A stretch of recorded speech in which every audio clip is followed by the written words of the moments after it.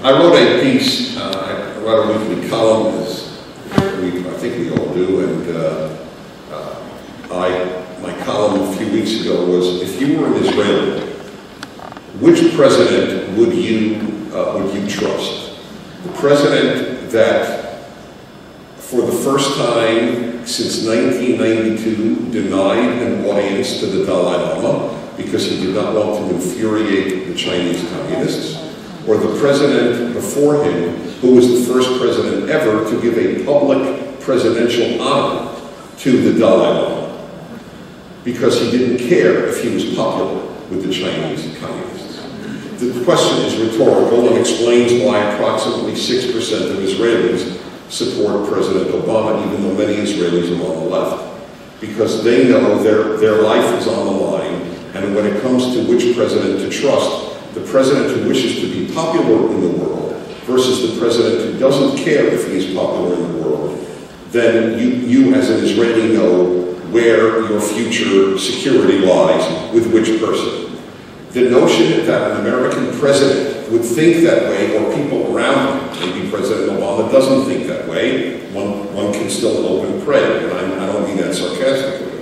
But the fact that there are many people there, and in his administration, who do think that way, let's say there were no settlements. Let's say there were none. Remember, folks, there were none prior to 67. There was no occupied West Bank prior to 67. Did the Arab and Muslim world recognize Israel's right to be a Jewish state then? No. The idea that it is the settlements is propaganda. It's 100% propaganda. I'm not pro or anti-settlements, but I'm pro.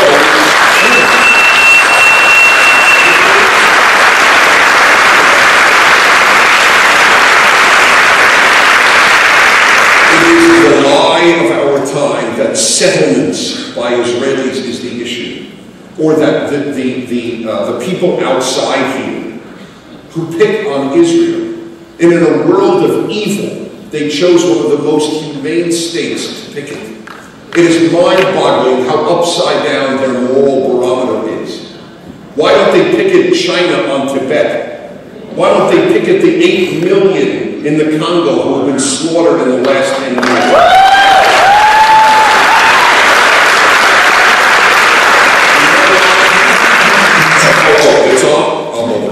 Hey, we can have some lights on.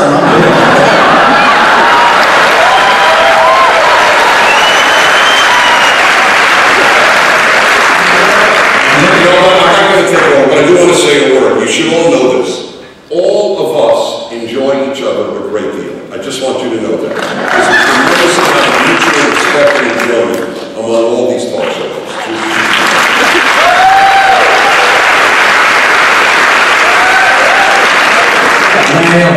Dennis Prager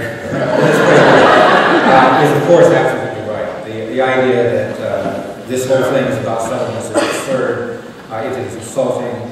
The settlements in Gaza, the Israeli occupation or presence, depending on how you want to put it, was completely withdrawn, and rockets fall in Israel every night.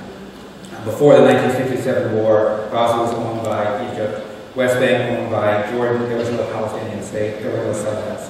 There was still no peace. The charter in Hamas calls for the annihilation of Israel, not the eradication of settlements, but the annihilation of Israel altogether. That's the problem.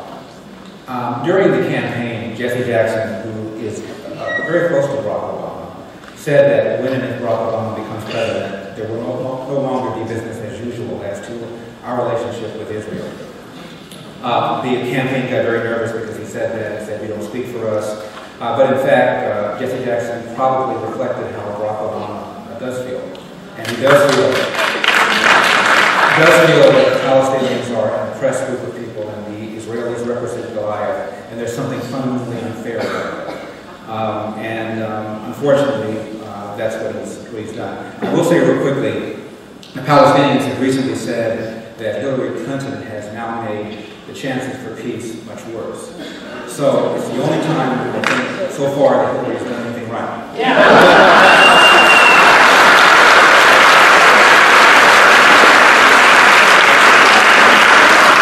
Dennis, I'm fonder of Hillary than I used to be because she's somewhat of a sympathetic figure to me. I think we all realize she's been cheated on more frequently than a black woman.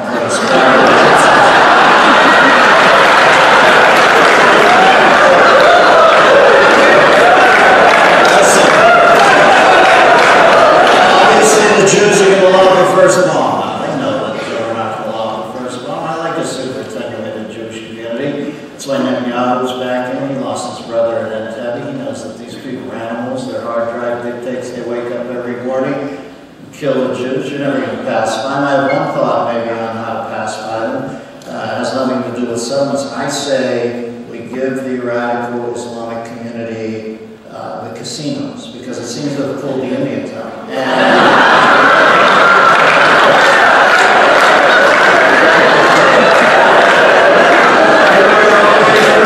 The sands, the dunes, the desert. Maybe they could make a little casino plan.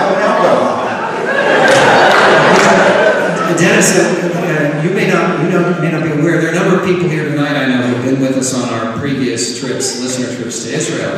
And one of the things we point out is a bombed out casino that the Palestinian Authority built in Jericho.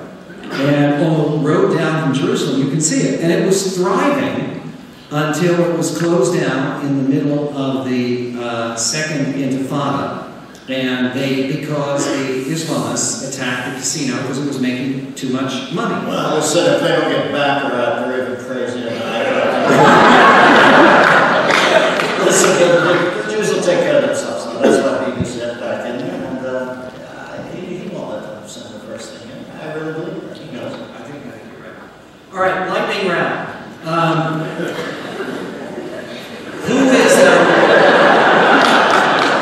Who is the one columnist, not including yourself, that or other members of the panel, who is most necessary to read? Oh, I didn't ask the audience. That would be my answer, by the way. But Dennis Prager. Charles Prager.